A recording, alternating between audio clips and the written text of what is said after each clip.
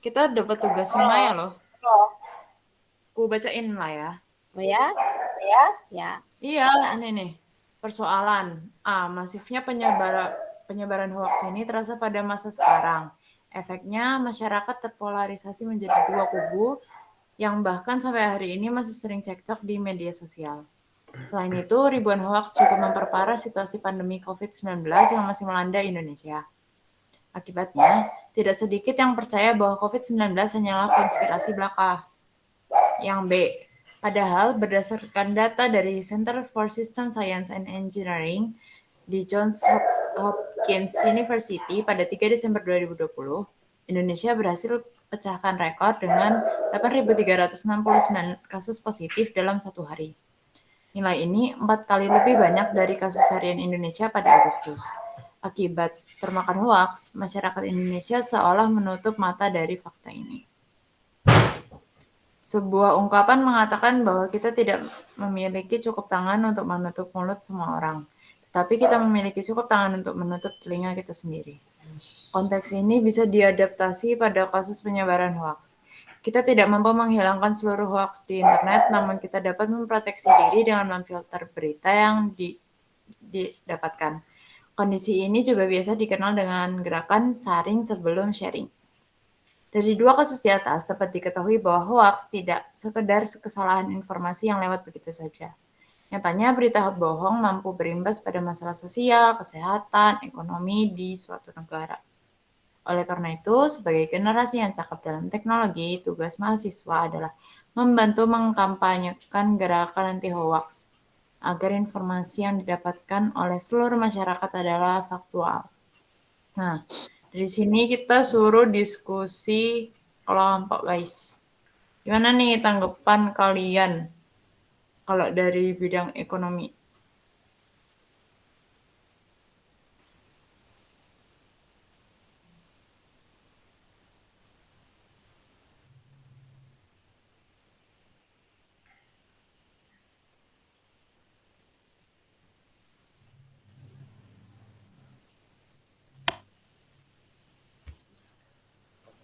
Kalau dari bidang ekonomi gimana?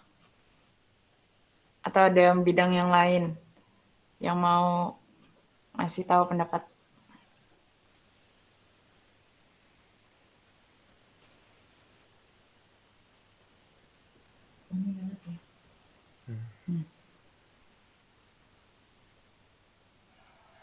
Mungkin aku ngasih tahu pendapat dari Undang-Undang ITE ya, cara mengatasi hoax dan melalui Undang-Undang ITE.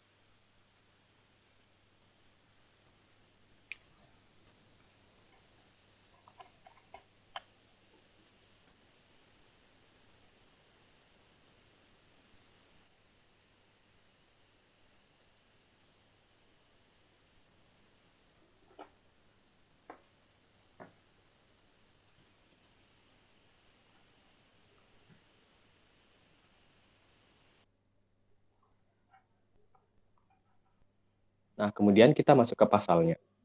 Bagi penyebar hoax dapat diancam pasal 28 ayat 1 Undang-Undang Informasi dan Transaksi Elektronik atau Undang-Undang ITE yang menyatakan setiap orang dengan sengaja dan tanpa hak menyebarkan berita bohong dan menyesatkan yang mengakibatkan kerugian konsumen dalam transaksi elektronik dapat diancam pidana berdasarkan pasal 45A ayat 1 Undang-Undang 19 tahun 2016 yang dipidana dengan pidana penjara paling lama 6 tahun dan atau denda paling banyak 1 miliar. Nah, berdasarkan undang-undang tadi, seharusnya masyarakat yang ingin menyebarkan hoax akan menjadi takut dan juga dan dapat membuat masyarakat mempunyai efek jera apabila menyebarkan hoax atau berita bohong, karena dapat dipenjara yaitu maksimal 6 tahun atau denda paling banyak 1 miliar. Selain itu, menurut Kominfo sendiri, definisi hoax itu juga dapat berupa satu pihak ini dirugikan atau merugikan satu pihak. Nah, itu disebutkan pada pasal 28 ayat 2, di mana setiap orang dengan sengaja dan tanpa hak menyebarkan informasi yang ditunjukkan untuk menimbulkan rasa kebencian atau permusuhan individu dan atau kelompok masyarakat tertentu berdasarkan atas suku, agama, ras, dan antar golongan. Jadi, Undang-Undang ITE ini mengatur hoax itu, mendefinisikan hoax itu yaitu orang yang menyebarkan berita bohong yang mengakibatkan kerugian konsumen maupun orang yang dengan sengaja menimbulkan rasa kebencian atau permusuhan individu dan atau kelompok masyarakat berdasarkan sara atau suku, ras, agama, dan golongan. Oke, sekian dari Undang-Undang ITE, mungkin bisa ke topik berikutnya. Terima kasih.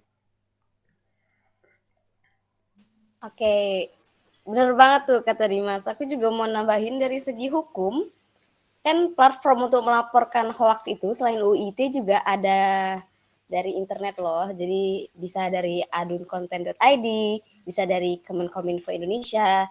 Terus munculnya media-media online yang beritanya juga nggak bisa dipertanggungjawab itu kan menunjukkan ada tantangan tersendiri dari kita untuk menjaga kualitas informasi yang beredar di tengah masyarakat. Kita sebagai mahasiswa juga harus pintar-pintar memilih informasi apa yang bisa kita percaya dan informasi yang tidak bisa kita percaya. Dan juga kita sebagai mahasiswa informatika yang paham mengenai aplikasi mana yang legal dan ilegal di Indonesia, nah kita juga bisa menyebarkannya itu dari orang tua kita terutama. Misalnya ada aplikasi yang orang tua kita mau download, kita cek dulu apakah aplikasi itu ilegal apa enggak. Nah, dari situ juga kita secara nggak langsung udah mengimplementasikan ilmu informatika ke dalam dunia IT dan juga bisa membantu penyebaran hoax-hoax dan pencurian informasi-informasi dari aplikasi yang ilegal tersebut. Kalau dari pandangan kalian gimana?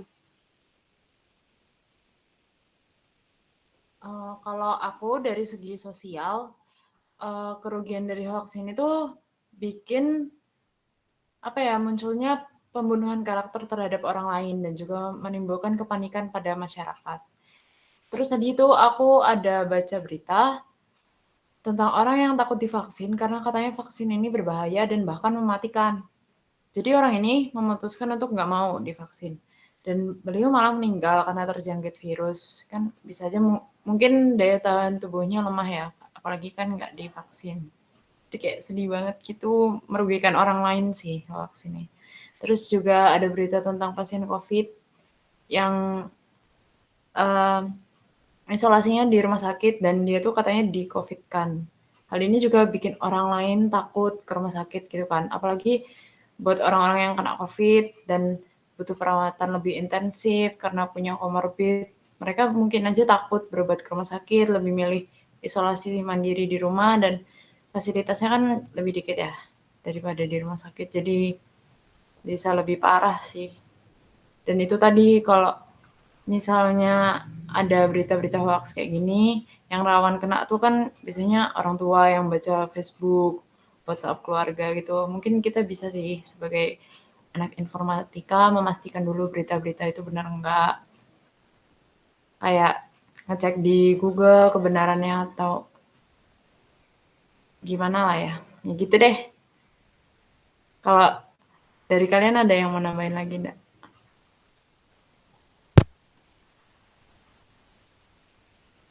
Nah, mungkin aku mau nambahin nih dari penangkalan di bidang TIK, teknologi informasi dan komunikasi. Nah, jadi kalau di bidang penangkalan TIK-nya itu ada fitur report atau laporkan yang dia itu orang-orang yang aktif di media sosial dapat melaporkan postingan yang dikiranya merupakan hoax gitu ya. Jadi nanti aksi tersebut bisa ditindaklanjuti oleh pihak admin dari sosial media tersebut. Terus ada juga fitur pembatasan pesan yang di-forward atau pemberian informasi tambahan mengenai pesan di-forward bahwa pesan tersebut telah di-forward beberapa kali di WhatsApp. Mungkin di Indonesia beberapa waktu yang lalu ini sempat diadakan gitu di WhatsApp ya. Tapi sekarang tampaknya nggak ada lagi ya pada waktu di tengah-tengah pandemi COVID kemarin. Dan juga bisa dengan makin berkembangnya teknologi informasi ini dan juga semakin maju di bidang machine learning, pembelajaran mesin dan artificial intelligence atau kecerdasan buatan. Jadi machine learning dan kecerdasan buatan ini diaplikasikan di perangkat-perangkat untuk membantu manusia dalam mengklarifikasikan sesuatu. Salah satunya itu berita hoax. Jadi cara kerjanya secara sederhana itu komputer itu bisa kita ajarkan dengan memasukkan data sebanyak-banyaknya. Nah, di mana data-data tersebut diindikasi sebagai berita asli maupun berita hoax gitu. Dan untuk contoh aplikasinya, saya menemukan 2 contoh aplikasi, dan dua-dua contoh aplikasi ini merupakan karya anak bangsa. Yang pertama itu Hoaxbuster Tools atau biasa disingkat sebagai HBT. Jadi aplikasi ini sebenarnya lebih ke arah kompilasi beberapa tools yang bisa digunakan untuk membantu mendeteksi berita hoax. Beberapa tools yang ditawarkan termasuk fitur memeriksa kebenaran video, menganalisis akun sosial media seperti Twitter, Facebook, serta pengecekan verifikasi orang gitu.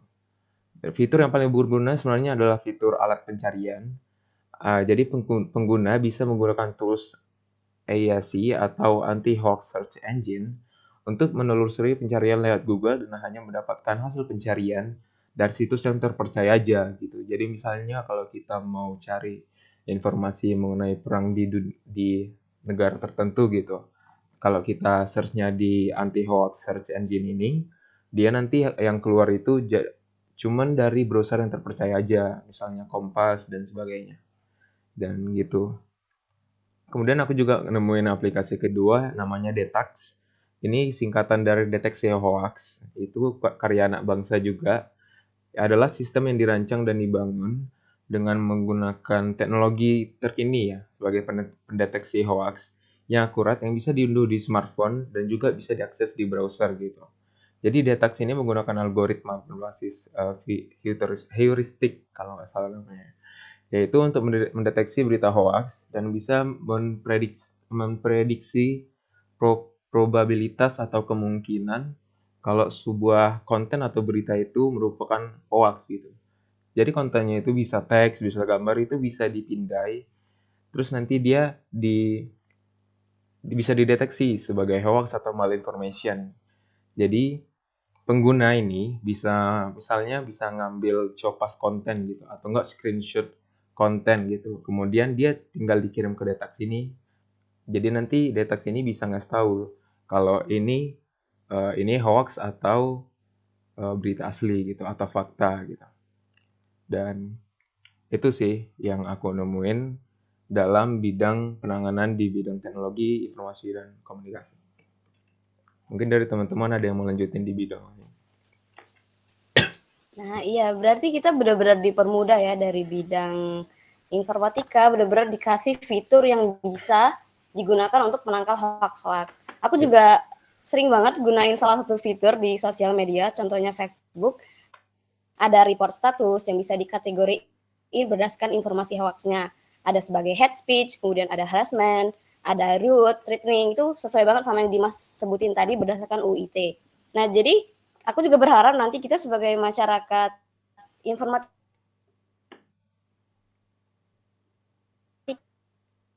bisa memberikan manfaat agar Indonesia kita itu kan bisa jadi lebih maju dan setidaknya penggunaan dan penyebaran hoax lebih berkurang.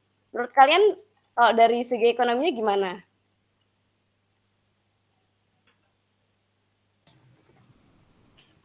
Ya kalau dari Susah sih segi ya dari segi ekonomi, ekonomi. kemarin kan sempat ada peraturan kayak lockdown, PSBB dan sebagainya gitu kan. Terus karena ada beberapa masyarakat yang menganut ini, udah terlanjur nganut konspirasi bahwa COVID itu buatan lah, apalah. Jadinya waktu itu imbasnya ke masa lockdown. Kalau nggak salah dulu tiap berapa seminggu atau 3 minggu sekali kayak diundur lagi gitu kan. Padahal mungkin bisa lebih cepat dan perputaran ekonomi itu nggak berhenti selama itu. Jadi ya memang kita bakal terpuruk, cuman nggak banget lah. Dan dengan situasi yang kayak sekarang, yang masyarakatnya mungkin jadi daya belinya menurun, terus apa-apa mahal, ya bisa dibilang inflasi dikit-dikit. Ya mungkin kalau penanggulangan dengan TIK, penyuluhan pada masyarakat terhadap perkembangan teknologi itu. Maksudnya teknologi kan berkembang pesat dan dengan berkembangnya itu banyak juga cabang-cabang baru yang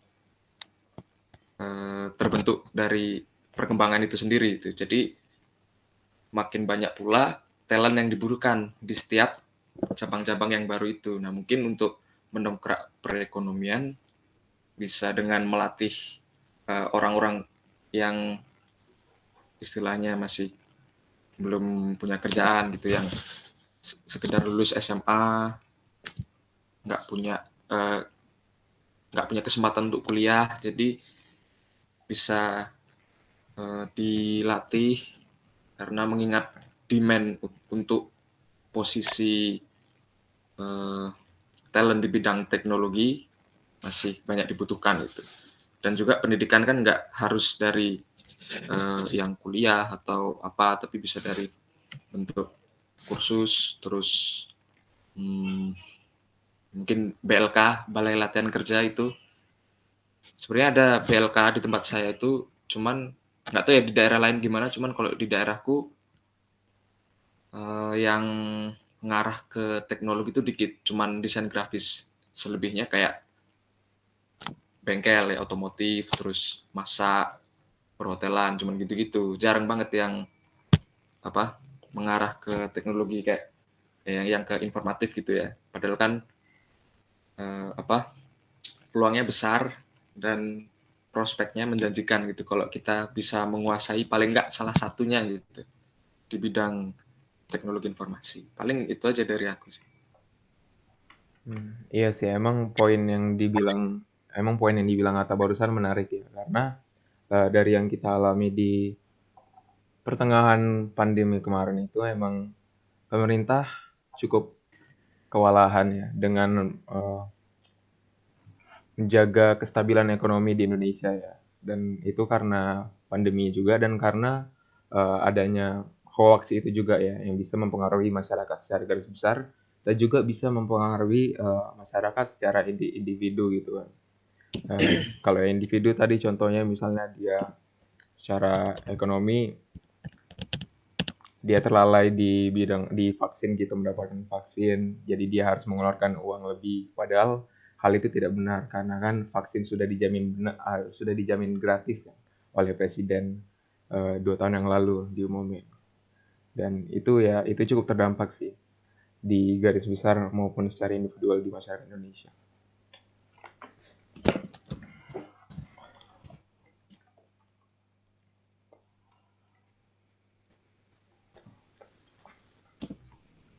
Ya, benar. Terus apalagi nih tadi pembahasan kita? Bentar ya, kita baca ulang. Bahwa hoax tidak sekedar kesalahan.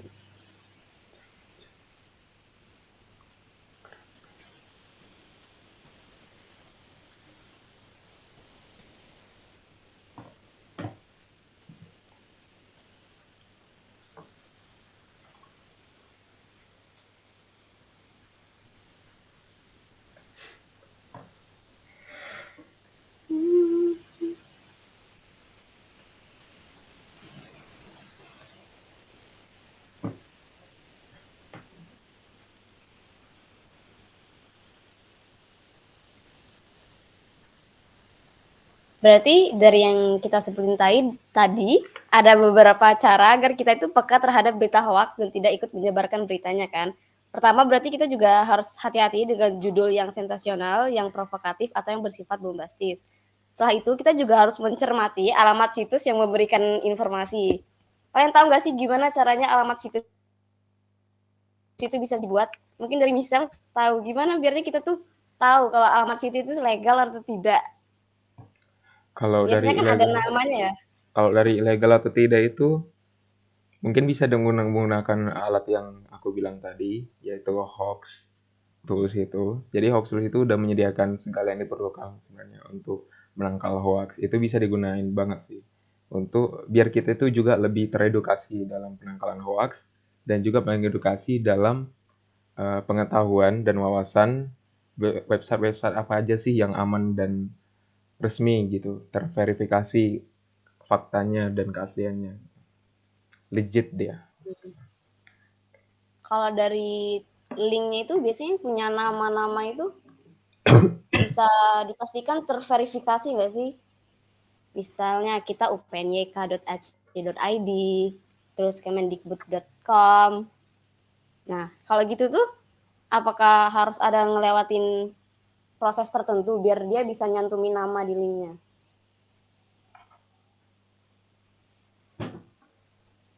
Apa perlu kita cari tahu? Oke deh, sembari nunggu misal nyari tahu, kita lanjut dulu. Selain itu kan kita juga harus membaca isi berita dan informasi yang kita peroleh dengan cermat, supaya sebelum kita membagikan informasi kepada orang lain, kita ngefilter informasi itu sendiri. Kemudian juga Twitter, WhatsApp, Line, dan lain sebagainya.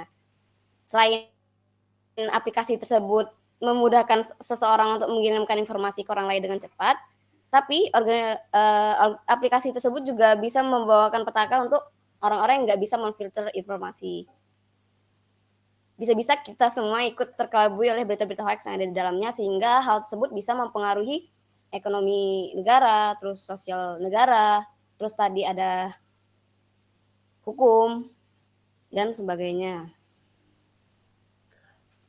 Oh iya, aku mau menjawab pertanyaan Sani tadi ya. Mungkin kalau yang untuk namanya itu mungkin belum ada.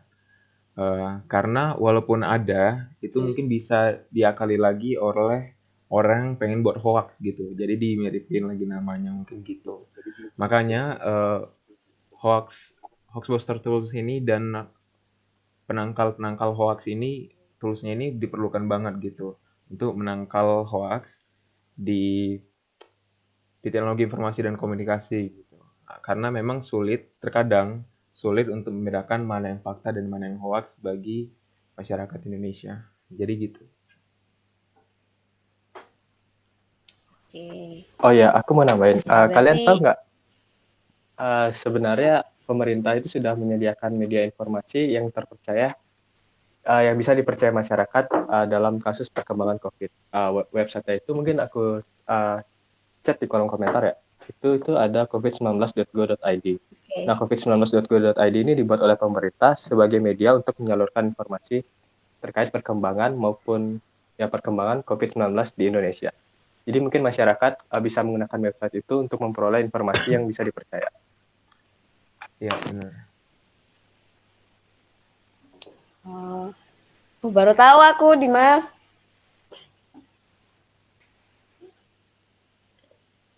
Oke.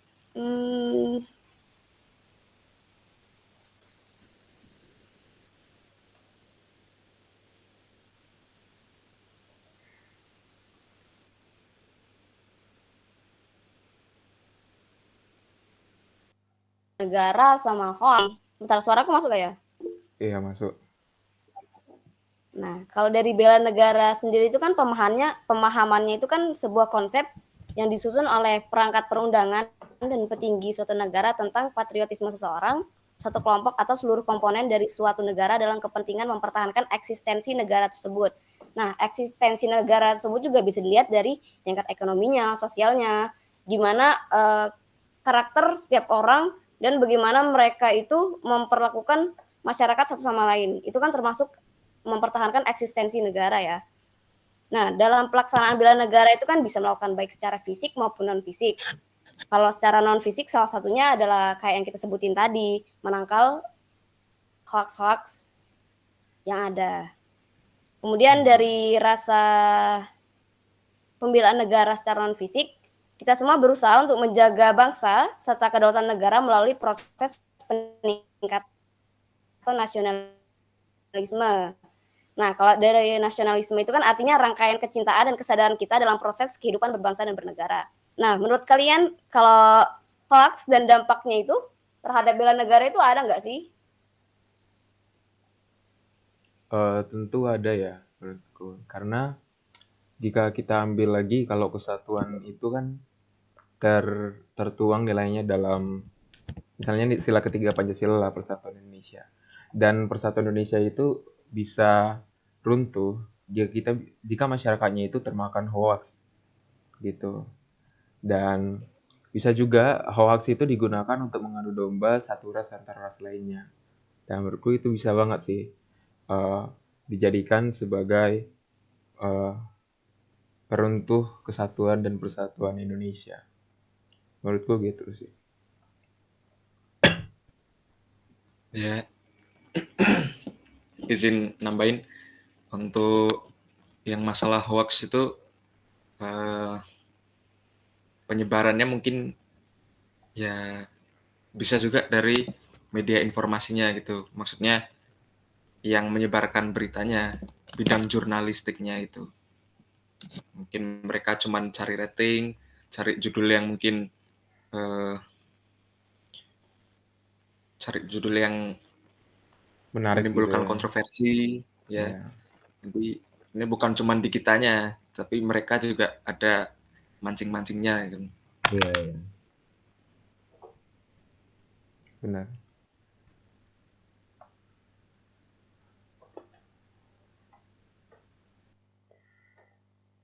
Iya, benar. Hmm, Mungkin agak berat kalau yang apa cara nguranginnya karena memang kayaknya budaya dalam jurnalistik tuh mungkin budayanya yang kotor ya, kayak gitu ya. Mereka nggak peduli impact-nya di masyarakat apa, mereka cuma peduli sama rating. Yang penting masyarakat nonton terus itu, Ya, mantengin channel benar. mereka terus gitu kan. Ya, dan juga ujung-ujungnya hoax ini kan keuntungan pribadi juga ya. Keuntungan pribadi atau sekelompok orang gitu ya.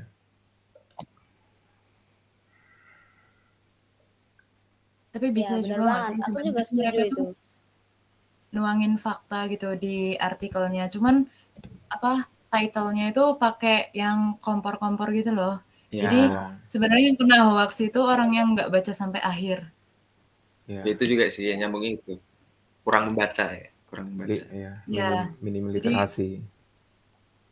literasi itu penting sih. Jangan Ya ngeliat benar. judul langsung apa namanya disebar ke orang-orang. Apa tadi? Saring sebelum sharing.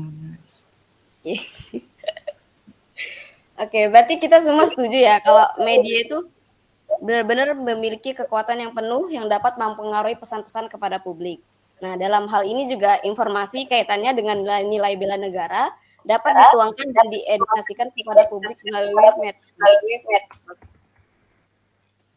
Timot mantul. Oke, terima kasih Timot. Oke. Nah, jadi dengan kemasan dan bahasa yang sederhana, kita dapat tetap menarik pembaca di media. Tapi ya juga untuk orang-orang yang nggak tertarik ya tetap nggak baca sih. Benar.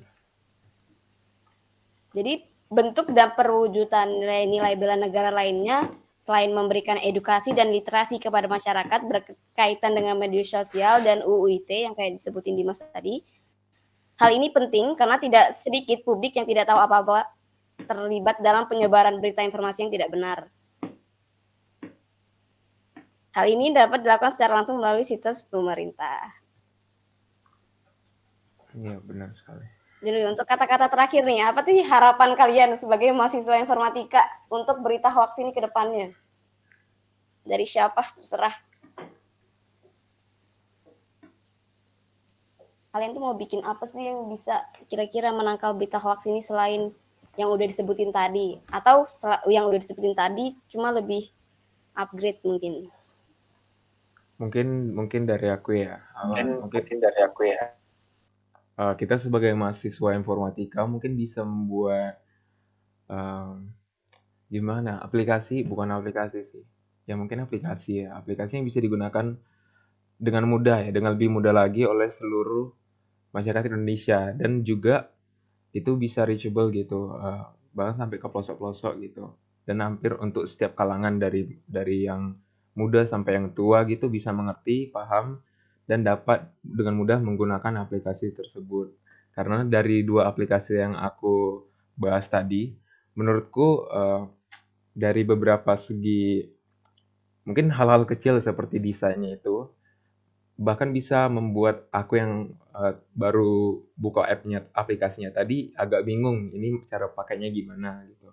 Dan mungkin kita sebagai mahasiswa informatika bisa membuat sebuah aplikasi yang bisa lebih mudah lagi digunakan oleh setiap kalangan masyarakat Indonesia agar penangkalan hoax di Indonesia itu dapat lebih baik lagi. Mungkin itu.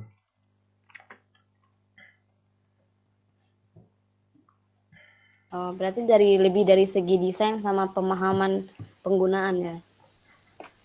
Iya, benar. Setuju sih. Kalau aku harap aku bisa bikin dulu sih. Lanjut, Ata? Ada yang mau disampaikan, Ata? Mungkin lebih ke Dari bekal, muka ini kayak ada gitu. lebih ke bekal pribadi, pinter-pinter memilah sama jangan males baca gitu. Nggak kemakan sama judul-judul yang Iya. kontroversial gitu. Iya, benar.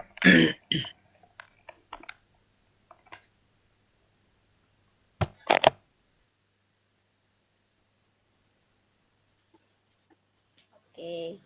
Dimas? Ada?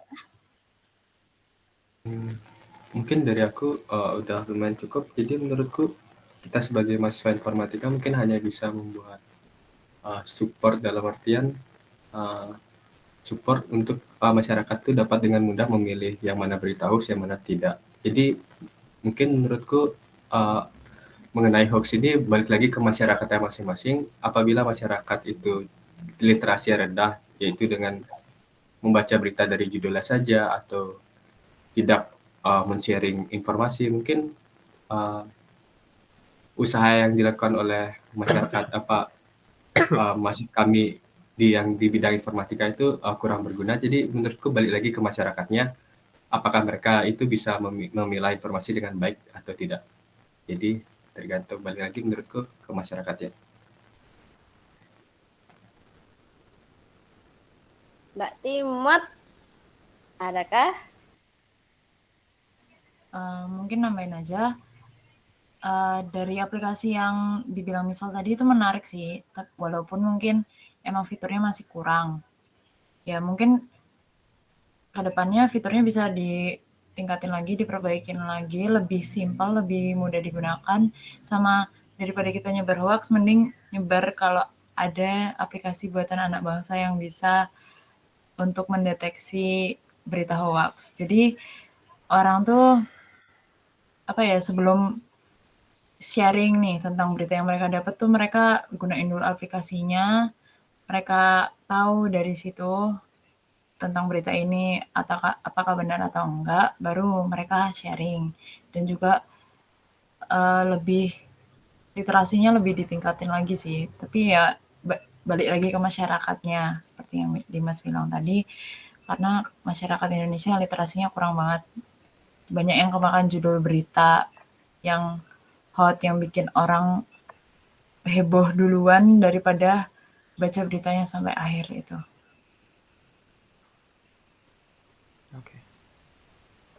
Oke.